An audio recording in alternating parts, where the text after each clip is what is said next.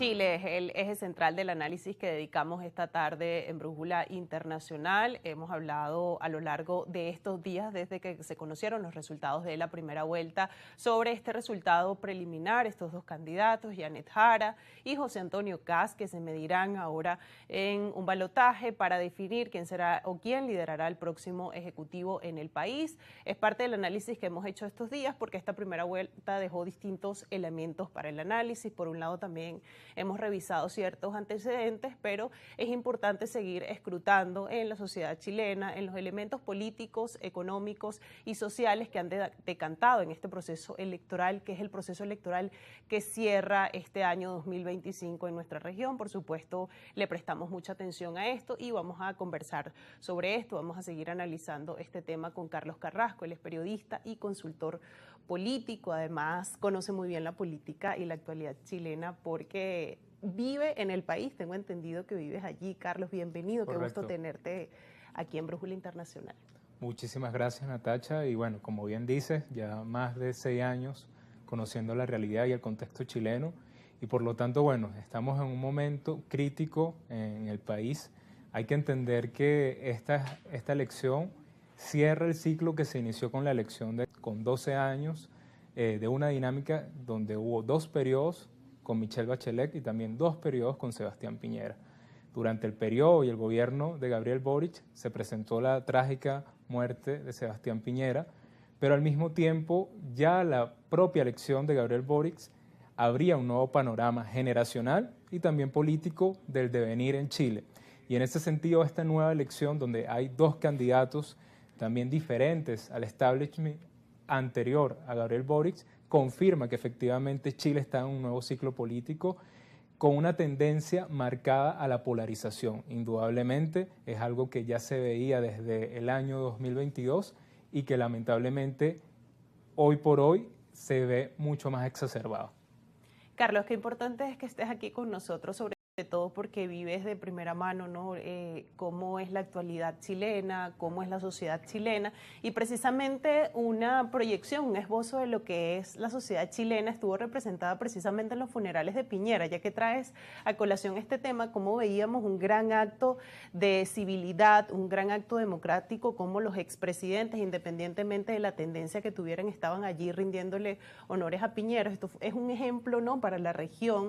De alguna manera Chile se ha posicionado como eso, ¿no? Y esta conversación o el inicio de este análisis, enfocarlo desde ese punto de vista, porque para entender un proceso electoral es importante entender a la sociedad chilena, entender cómo se maneja la política, cómo se vive la democracia en Chile, ¿no? Y esto que vimos en los funerales de Piñera era un ejemplo para el resto del continente de respeto, de civilidad y de cómo la democracia puede ser respetada y puede ser de alguna manera mantenida y cuidada, ¿no?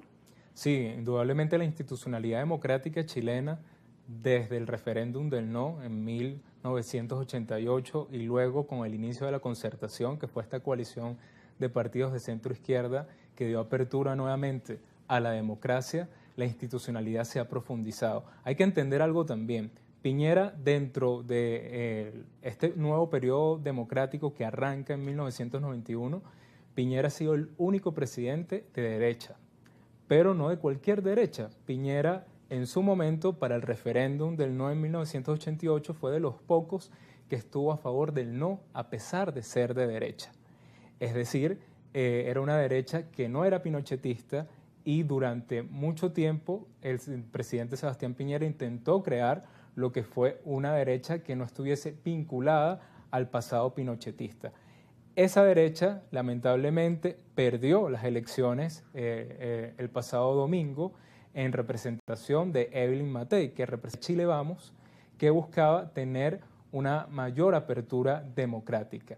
La derecha que hoy gobierna parte del país en las regiones y que aspira a la presidencia está representada por 2 figuras principalmente: José Antonio Kast por un lado y Johannes Kaiser por otro. Ambos se autodefinen como una derecha dura, y en el caso de José Antonio Kast fue uno de los promotores en su momento, siendo muy joven, por el sí en el referéndum de 1988. Entonces esto marca una diferencia fundamental y hay que entender que a pesar del tiempo que ha pasado, la posición política, sobre todo de políticos con cierta edad, como puede ser el caso de José Antonio Caz, sobre cómo fue su posición para el referéndum de 1988, sigue siendo relevante para la sociedad chilena. Eso fue una ventaja que tuvo en su momento Sebastián Piñera, pero que lamentablemente no pudo tener Evelyn Matei, que sí era una figura que también apostó al sí durante ese referéndum. Entonces estamos bajo un panorama bastante complejo donde no solo hay que mirar hacia el inicio de la democracia chilena, sino inclusive hay que retomar lo que fue el gobierno de la Unidad Popular de Salvador Allende y los 17 años de dictadura de Augusto Pinochet. Carlos, vamos a hacer una pausa en esta conversación muy interesante por demás, revisando los antecedentes, yendo, digamos, a los elementos más históricos de este proceso electoral que va a ser fundamental o está siendo fundamental para Chile, y al regreso vamos a revisar todo lo que está alrededor de esto, el regreso del voto obligatorio, también cómo ha sido la presidencia de Gabriel Boric, importante, y este no que le da la sociedad chilena al cambio constitucional, que también es importante, y los distintos temas de agenda que se están jugando en esta elección. Estamos conversando con Carlos Carrasco, él es periodista y consultor político. Hacemos una pausa y al regreso seguimos con más de esta conversación.